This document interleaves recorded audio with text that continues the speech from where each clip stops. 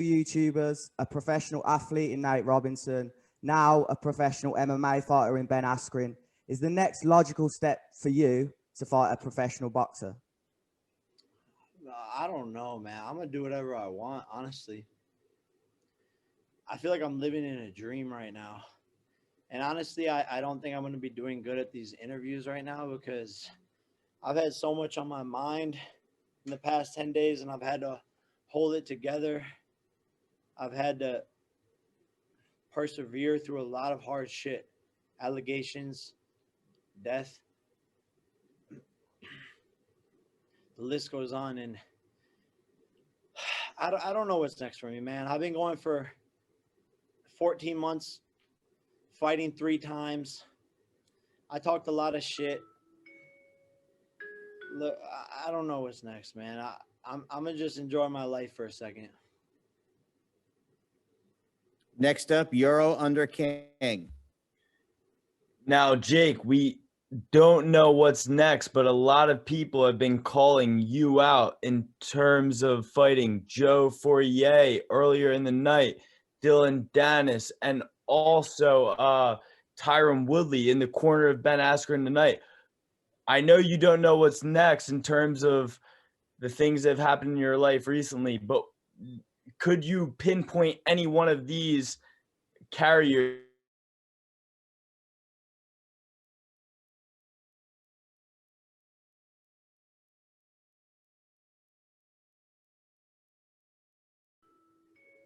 Next up, Donna Corby. Jake, congratulations on a great result. After the fight, you were clearly very emotional in the ring. Of course, like you mentioned, an insane 10 days. Obviously, the passing of Shadow clearly affected you throughout the week.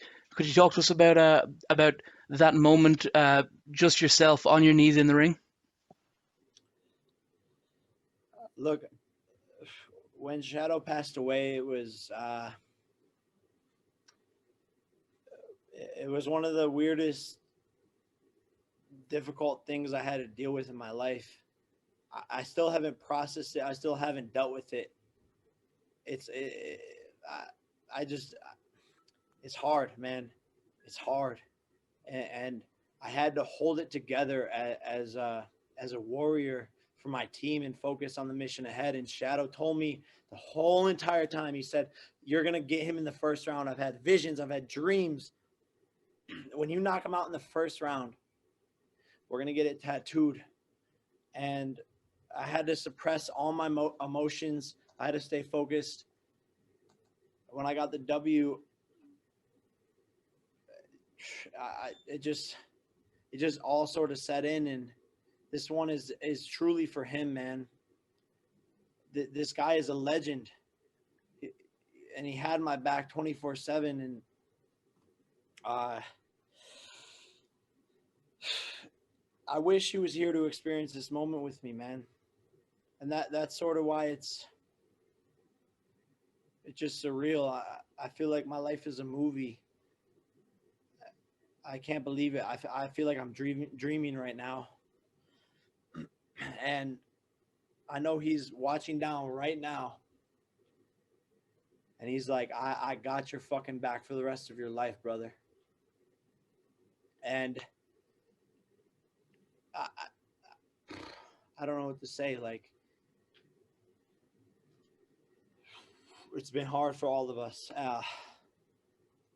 for real. But he's here with us. I felt his energy. He gave me goosebumps right before the fight. And rest in peace, Shadow. Forever he will live. Forever he will be there protecting me. And man, like, this is just surreal. This is history in the making. Next up, Hans Femistode. Hey, what's going on? So I know that you expected to knock Ben out in the first round. A lot of people expected you to win also. But when you fought Nate Robinson, and you took him out pretty easy, and then you fought Ally Edson Gibb, you took him out easily. Did you kind of expect the same thing with Askren? where you thought you were going to take him out with like one shot, or did you kind of expect him to just be at least a little more resilient? I mean, I said it the whole time. I said this fight's going to be easier than Nate Robinson. And no one believed me, per usual. At one point, I was the underdog as a betting favorite. I'm not going to let y'all forget that. I was the underdog.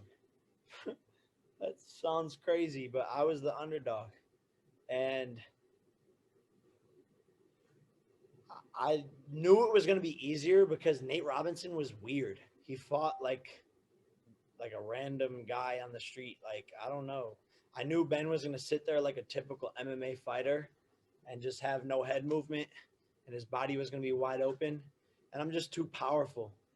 The cows in Ohio produce a different type of protein. And when I'm sitting there baling hay since a 10-year-old, I just got some real thick shit in my arms.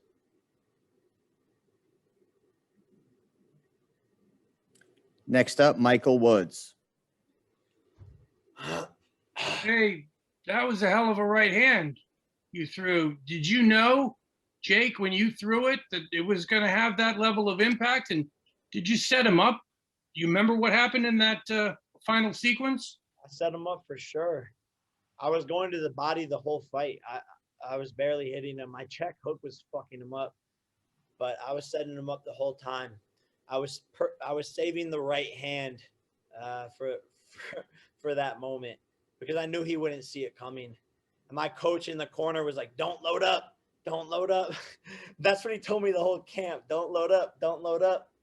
But I was like,